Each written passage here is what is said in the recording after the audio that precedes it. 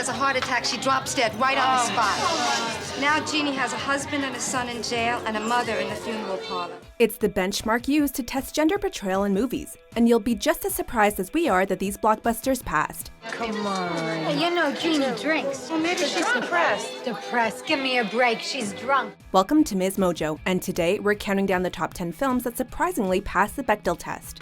Look at her. For this list, we'll be looking at on-screen brofests, big-budget action extravaganzas, and other movies we wouldn't expect to represent women all that well, that actually measure up when gauged by the Bechdel test. Shit, there's no signal. What? There's no signal! What is the Bechdel test? Well, to pass, a movie must feature at least two women who are named speaking to one another about something besides a man. Does that mean movies that pass the test are inherently not misogynistic or portray women well? No, but we guess it's a start. When do you want to die? Tomorrow? The day after tomorrow? How about tonight, bitch? Splendid. Number 10. Remember the Titans. Cheryl, don't you want to play with Nikki? That's right, the first entry on our list is a football drama. This movie follows an African-American coach who will be leading a high school's team in their first year of being racially diverse. Coach Herman Boone, along with assistant coach Yost, take it upon themselves to push their team to work harder. You were the right man for the job, coach! Although mostly a male-dominated film, the two coaches' daughters, Nikki and Cheryl, have a quick exchange about playing with dolls. I hate playing with dolls. I'm not playing, I'm accessorized. This scene shows how their personalities clash, but they do become friends by the end of the film. That's besides the fact, though, since this film passes the Bechdel on their short conversation alone. Yeah, why don't you go accessorize? Don't you want to go accessorize with me? Number 9. How to Lose a Guy in 10 Days. Andy, it's brilliant. It's really moving. But it's never gonna appear in Composure magazine. You probably wouldn't think this romantic comedy would be here, especially considering it follows a writer who's working on an article called How to Lose a Guy in 10 Days. She's actually going to start dating a guy and then drive him away in a week and a half. Sounds needlessly vicious. However, it's actually one of the quickest passes on our list, as Andy Anderson, played by Kate Hudson, has a work-related conversation with her colleague Janine within the first couple minutes of the movie. I want to write about things that matter, like politics and the environment and foreign affairs, things I'm interested in. There's also a notable scene during a meeting at Composure magazine, where Lori pitches her idea in front of the team. The Botox for Beginners piece is done. Now it's a little scary, but mostly upbeat. Now I'm on What Your Gyno Won't Tell You, which is also pretty scary, but you know, upbeat. With Andy's political pitch getting shut down as she gets reminded that they specialize in covering fashion, diets, and gossip. This may not be the most feminist entry on the list, but for all intents and purposes, it certainly passes the Bechdel test. Keep busting your butt. You're gonna get there. Number 8. Weird Science. Do you know whose house this is? I don't know. I think it might be that girl with the English accent. Did you notice that girl doesn't have a zit on her whole body? Did you notice that? I know, she's like 0 fat. Sit tight for this one. A movie where two horny teenage boys create a virtual human being right down to her bra size actually makes the cut? Perhaps the Bechdel test has its shortcomings. So, what would you little maniacs like to do first? Gary and Wyatt are outcasts at high school and ultimately want to win the affection of their two beautiful classmates, Hilly and Deb. They dream up a bombshell babe and name her Lisa to build their self-confidence instead of, you know, just talking to their love interests. Yeah, that's what we'll, yeah.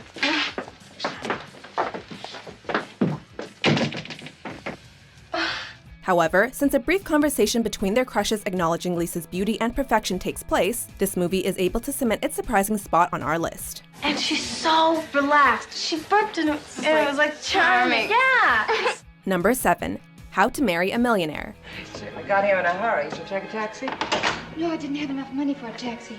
I had to get the Chrysler people to demonstrate that new showboat for me again.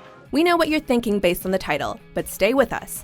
The 1950s was a historic decade for civil rights, but left much to be desired considering gender equality. You like that, monsieur?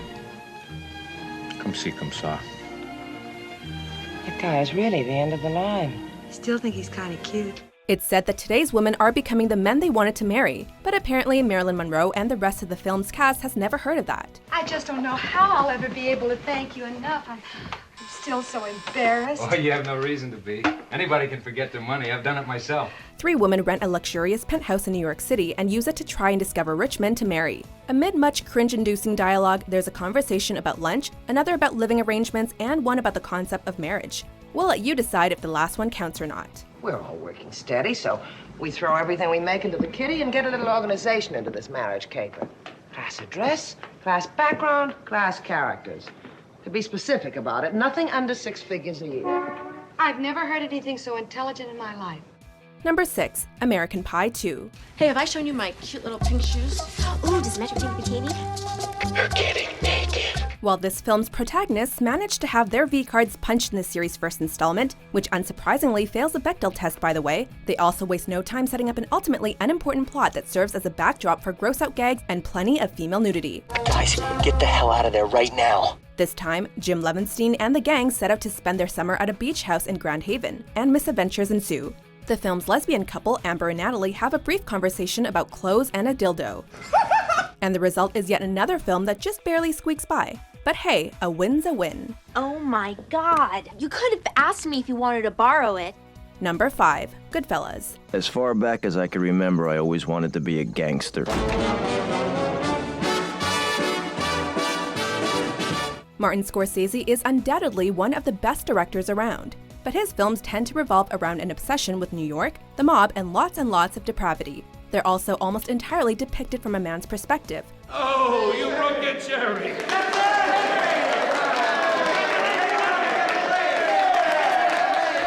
His mobster masterpiece tells the story of Henry Hill, an aspiring gangster who achieves his dream, all while experiencing the highs and lows of the lifestyle. Where are you from?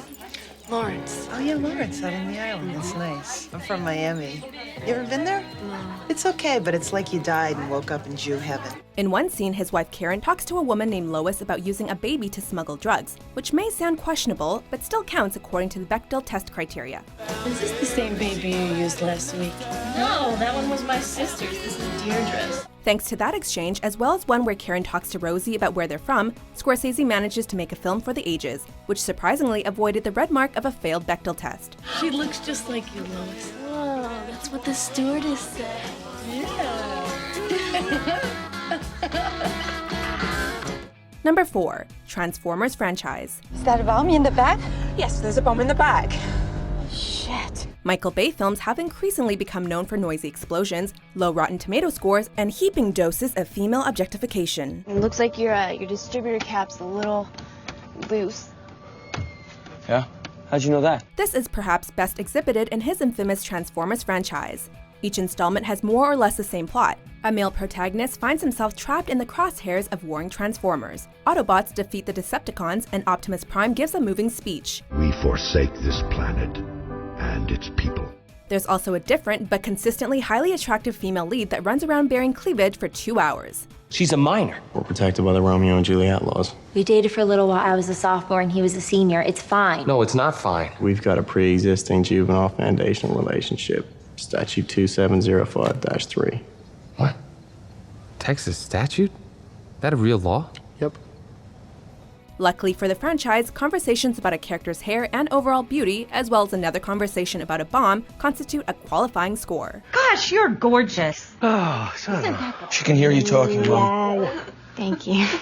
Number 3, Sin City. Becky, it's over, Gail.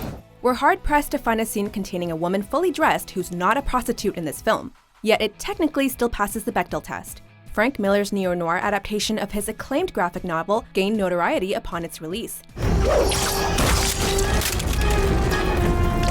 Recounting the intertwining stories of Basin City's gritty anti-heroes as they pursue corrupt politicians, mobsters, and beyond, explicit abuse and objectification is seen on screen time and time again. You sold us out.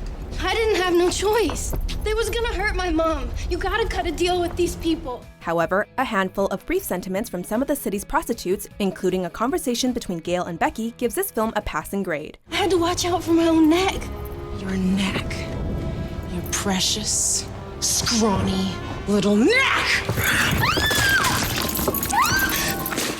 Number 2, The Human Centipede. Yes, I was wondering if I could get driving directions to a nightclub called Bunker. If there's one entry that's best to watch on an empty stomach, this is it. Shock value alone propelled this film forward to quote-unquote success. But the film's female characters were given ample time to talk about much more than just guy stuff. Yeah, we got you a present. No, we can't tell you what it is. It's a surprise. After being kidnapped by a German surgeon, 3 tourists were thrown head, or in this case mouth first, into a horrifying surgical abomination. Let's just say they don't really have an opportunity to pass a test in the latter half of the movie. Still, a conversation regarding lost directions and a broken down car gives the film a green light for our list. Do we go left or right? I'm sorry, I just don't know where we are.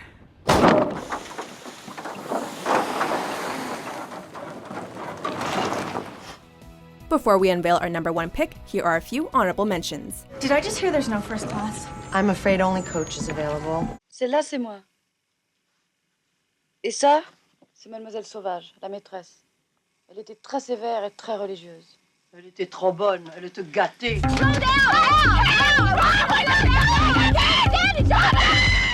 Number 1, Magic Mike XXL. Did you like that, ladies?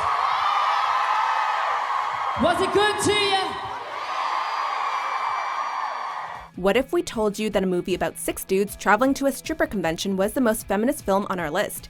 Oh, really? Yeah. Okay, I figured. Well, it just might be, and it manages to look damn fine while doing so. Magic Mike XXL is the sequel to the 2012 box office and critical success that surprisingly delivered, as the aforementioned gang drops everything to attend one last stripping convention in Myrtle Beach. The message given is women are sexual beings and that's entirely okay.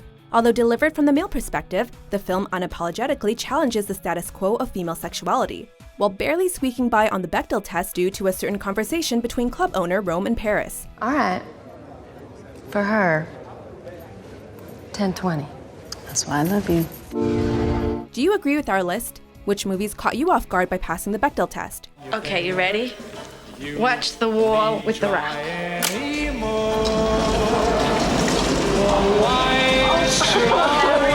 For more progressive top 10s every day, be sure to subscribe to MsMojo.